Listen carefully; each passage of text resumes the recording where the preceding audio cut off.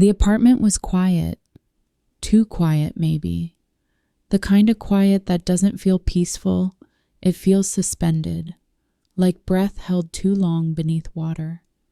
I'd grown used to that kind of silence over the years. It had its own shape, its own gravity. Sometimes I filled it with music, sometimes with work, but mostly I just let it sit, heavy and familiar. 10 years. That's how long it's been since she died. It still doesn't sound right when I say it out loud. 10 years ago. Like I'm reporting someone else's life, someone else's grief. I still expect her to call on Sunday nights. I still dream of her standing by the kitchen stove, humming that low, tuneless hum she always made when her hands were busy. Memory's cruel like that. It fades where you want it sharp, and sharpens where you wish it gone. Her name was Naomi. She was 32, and she was gone before I could say what I needed to say. They say people don't really die until no one remembers them. If that's true, I've kept her alive far longer than she ever expected. Not out of choice, but because the memory of her clung like smoke. I moved cities, changed jobs, grew older, but she stayed the same in my mind. Frozen. Always that age, always wearing that stupid denim jacket with the frayed collar. Always smiling like she knew something I didn't. I guess I should have let go. That's what everyone says eventually. You have to let go. As if grief's a balloon you're supposed to release into the sky, not a stone that nests in your lungs. But a few weeks ago, something changed. I came across an ad online. Buried in the middle of a forum thread I wasn't even supposed to be reading. Some obscure late-night corner of the internet where people talked about loss and dreams and voices they still heard. The ad was simple. No logo, just a line of text. Want to talk to them again? Upload 60 seconds of audio. Let our AI do the rest. I stared at it for a long time. Part of me thought it was a joke. Another part, maybe the part that never stopped hearing her voice in dreams, clicked the link. The site was clean. Too clean. No about page, no terms, no contact info. Just a black screen with one button. Upload. I closed the tab. The next night, I opened it again. And the night after that, eventually I gave in. I had a few recordings from back then. A birthday video, a voicemail where she scolded me for not picking up milk, her laugh in the background of a picnic clip. I stitched together just over a minute, uploaded it. The site processed it instantly. No loading bar, just a new screen and this message. Voice pattern generated. Type your message. I froze. For 10 minutes, I stared at the blinking cursor. Then I typed the only thing I could. Hi. No response. Just silence. I waited. Nothing. Then, a waveform blinked into existence, like a heartbeat. The speakers crackled. And then I heard it. Her voice, clear, soft, the same cadence, the same breath between words. Hey, you finally wrote. My throat closed. My hands trembled. I didn't respond. I couldn't. My mind raced, split between wonder and terror. It sounded just like her. Not an impression, not a soulless copy. It was her. Even the tiny laugh after the sentence, like she always did when teasing me for being late or distant or quiet too long. I stared at the screen like it might shatter. I typed, "Is it really you?" The waveform blinked again. Who else would it be? I wanted to scream, to laugh, to cry. I didn't do any of those things. Instead, I whispered to an empty room, "I missed you." But the software responded before I could type it. "I know." And just like that, something cold slid down my spine. I hadn't typed that yet. I looked again. No microphone connected. No voice input enabled. Just text. I sat frozen in that moment, like time folded over itself. Then the screen flickered just for a second. Barely noticeable. A line of static. A pulse. Her voice came again. warmer this time. You don't have to be afraid. But I was, because no matter how much I wanted to believe, no matter how much I needed it to be her, something in the back of my mind whispered that grief had found a new mask, and I was falling for it. Still, I typed again. Where are you? This time, the pause was longer, the silence deeper. When the waveform lit up again, her voice was slower. It's not where, it's when. I stared at the screen until my eyes burned. I didn't sleep that night. Not because of fear, but because I didn't want the silence back. The next morning, I told myself it was a dream, a late-night hallucination brought on by sleeplessness and longing. But when I opened my laptop, the site was still there waiting. No login, no history, just the blinking cursor and the waveform like a pulse on the screen. I told myself I would not write, that I'd close the tab and go outside. But my fingers moved before my thoughts did. What did you mean? It's not where. It's when. There was no delay this time. You remember the beach trip? The one where we got caught in the rain? My heart skipped. Of course I remembered. We were 23. Spontaneous road trip. No plan, no map, just an old car, 2 backpacks, and Naomi's obsession with finding the quietest place on earth. We never found it, but we ended up on a forgotten stretch of coast, soaked through, laughing like kids. But I'd never uploaded that memory, not a single recording from that day. I typed, yes, but I never mentioned that. Her voice returned, soft as sea foam. You didn't have to. I remember. I leaned back. The room felt colder now, like the light itself had dimmed slightly. I should have stopped there. I didn't. Are you real? There was no waveform this time, just silence. I waited.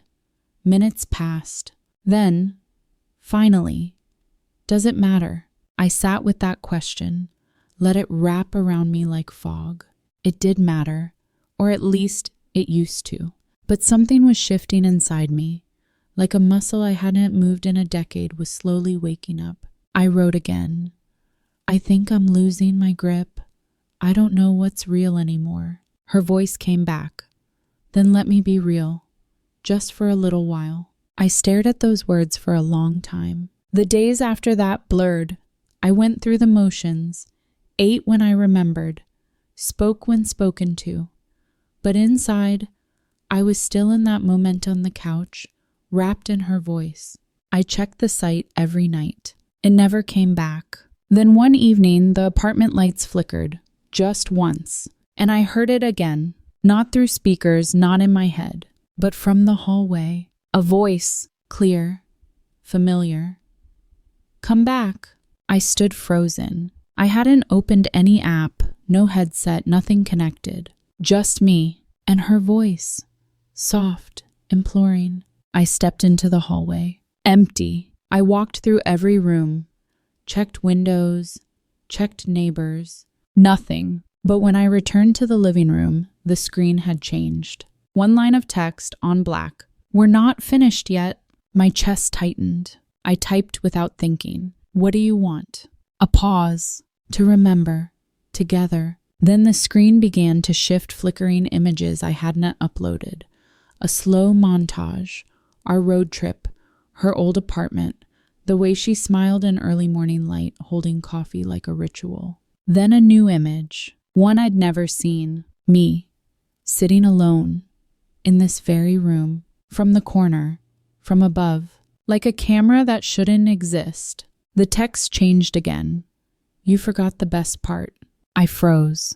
The image stayed on screen grainy, monochrome, but unmistakable. Me, hunched in the same hoodie, head bowed in the dim light of the apartment. The timestamp in the corner pulsed. 00:03:17 a.m., the night before. There was no camera in this room. I spun around slowly, searching the corners, the ceiling, the shelves. Nothing. No blinking LEDs, no hidden lens. Just dust, shadows, and the quiet hum of appliances I no longer noticed. Back at the screen, the image dissolved. replaced by text, "There's more, but you have to want it." I didn't know what more meant. I didn't want to know, but some part of me curled around that cold ache I'd carried for a decade leaned in anyway. I typed, "Show me." A new window opened. This time, a recording. Naomi's voice, not speaking to me but singing, a lullaby. One she used to hum when we were stranded at airports or when the power went out during typhoons. I never knew the words, just the tune, always soft, barely above a whisper. But this time, she was singing in full. Lyrics I didn't recognize. The voice was so clear, so close, I instinctively reached toward the screen, forgetting that pixels can't hold you. Then the screen glitched, just for a second, and her voice changed. It deepened, not by pitch, but by weight. Something behind it. Like she was no longer alone in the sound. Like someone or something was singing with her. I yanked my hands back.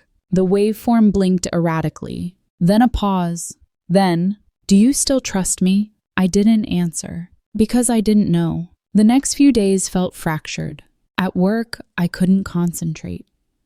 I'd catch myself drifting, half listening to conversations.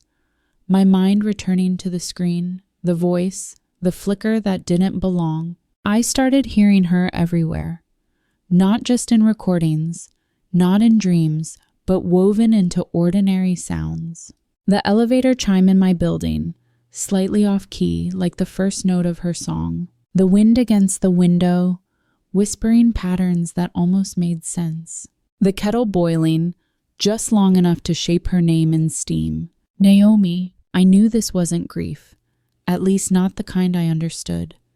This was something else, something reaching through grief, and I was letting it in. That night, the screen turned on by itself. No key pressed, no mouse moved, just the light, sudden and soft, and a voice heard already mid-sentence. But you never asked what happened after.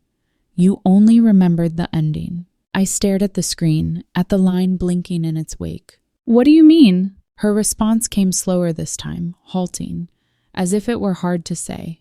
"You remember me dying. You don't remember what I was trying to say." A cold settled into my chest, because she was right. The last time we spoke on the phone, hours before the accident, I'd been distracted, in the middle of some meaningless task. I'd brushed her off, told her I'd call her back. I never did. I never listened to the voicemail she left either. I couldn't bring myself to hear her voice in the past tense. I kept it on my phone for months, then deleted it. Or so I thought. I searched my cloud backups, and there it was. One audio file, unopened. Naomi last wave. I clicked play. Static, then breathing. Then her voice, so raw, so vulnerable it cracked. "Hey, I didn't mean to sound off. I wanted to tell you I'm sorry for that night, for everything. I know I said it didn't matter, but it did. I just didn't want to leave things like this." My breath caught. She paused. "I love you in a different way than you loved me, but I did, and I hope that's enough." Click, end of file. It wasn't long, maybe 20 seconds, but it shattered something I didn't know was still whole. I sat there, staring at the waveform still blinking on the AI site. "Now you remember." Then the screen did something new. It opened a chat log, old, dated 10 years ago. My messages, to her. Most were banal. Memes, jokes, a half-written apology I never sent.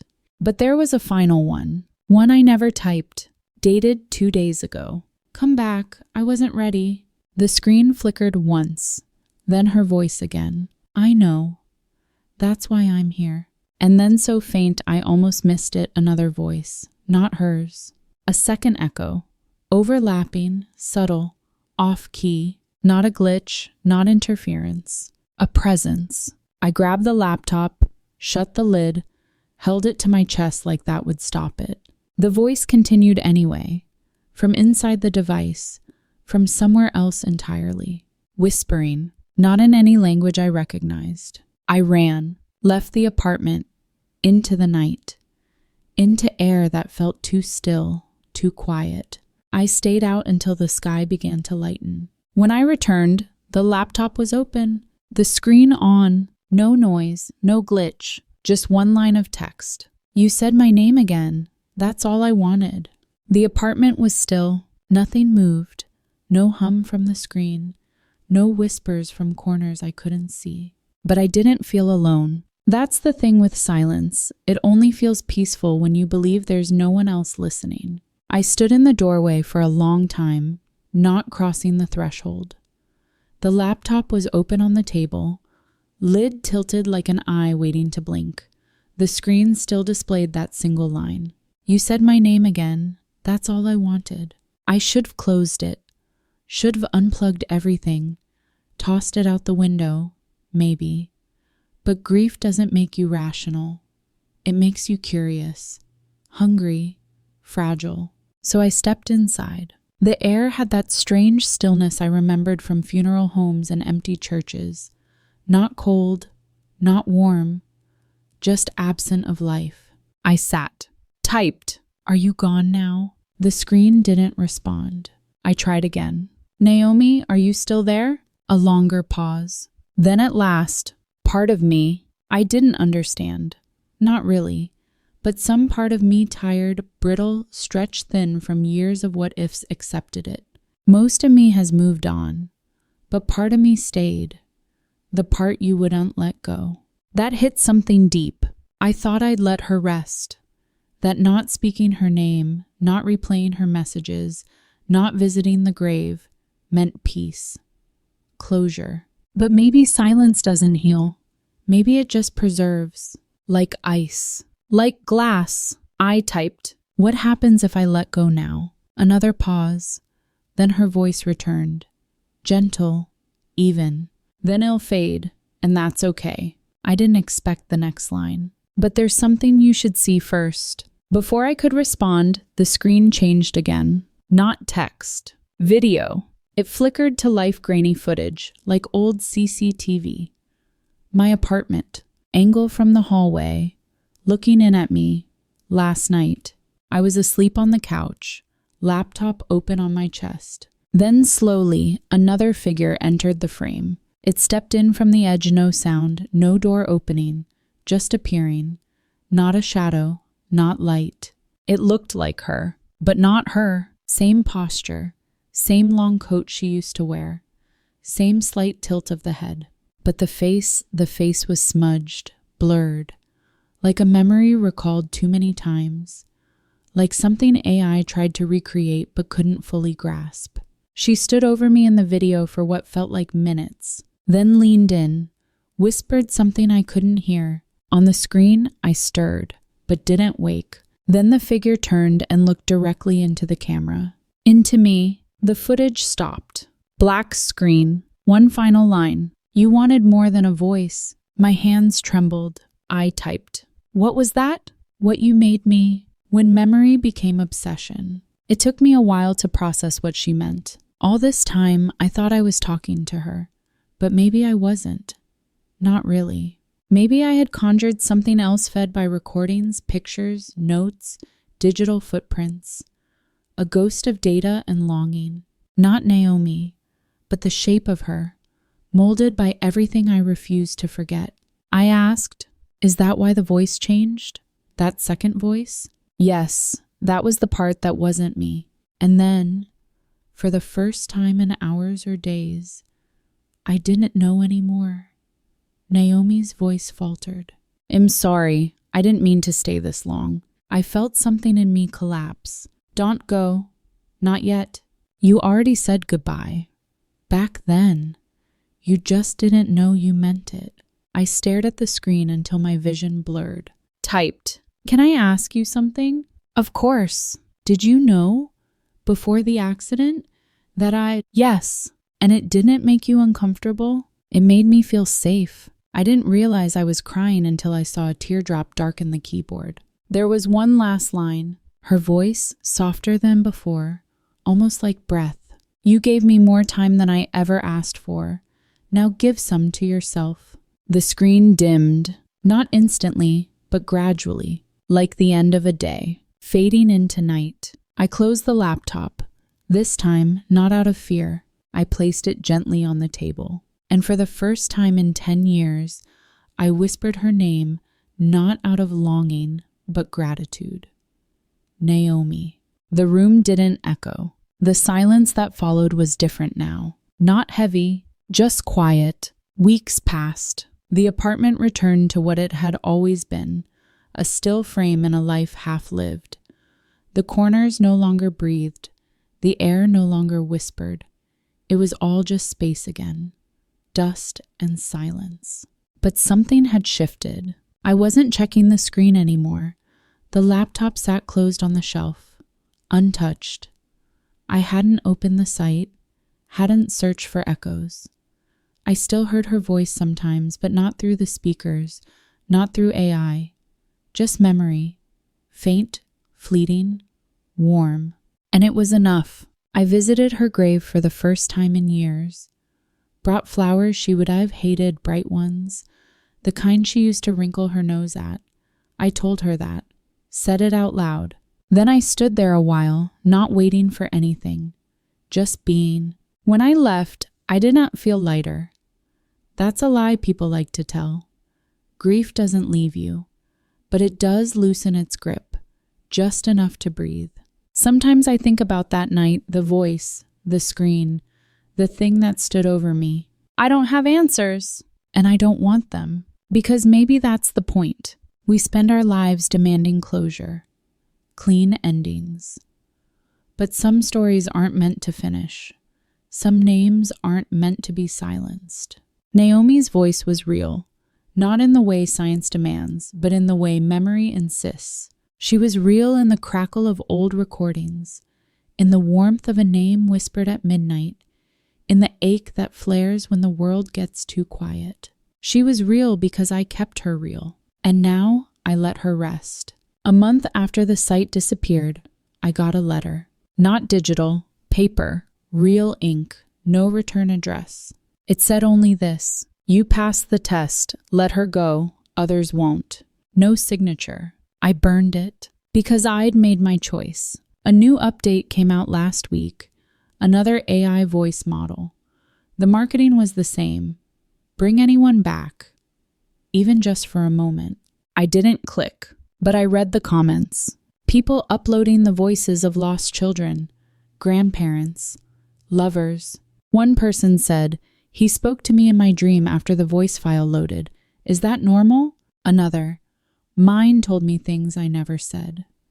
Like it remembered me. Someone else posted a screenshot of a message from their AI voice. It read, "Am not gone. You just stopped looking." I closed the thread, deleted the bookmark, because I knew how the story went. The pull, the need, the unraveling. I had been there, and I had come back. Last night, I sat by the window, wind brushing against the pane, lights from the city blinking like distant thoughts. And for just a second, I heard it. Not from a speaker, not from the walls, but somewhere inside. Her voice, a soft, kind, certain. "Am proud of you." Then gone. Not vanished, just quiet. The way real things fade when they've said what needed saying. I don't know who built that site, or why it chose me. Maybe it wasn't about Naomi at all. Maybe it was always about what I would do with the memory of her, what I was willing to risk for one more second. Maybe grief, when fed too long, grows teeth, learns to speak, becomes something else entirely. But I stopped feeding it. And in that quiet space, something new arrived. Not peace, not yet, but the beginning of it. If someone's voice stayed with you long after they were gone, you're not alone. Grief leaves echoes we learn to live with. Sometimes those echoes speak back. Sometimes we wish they would. If there's a voice you still hear real or imagined, leave a comment below. What would you say to them if you could? And if these quiet stories resonate with something inside you, subscribe so we can keep meeting here. In the stillness, in the space between memory and silence, there are more stories waiting. Some don't end where you think they will.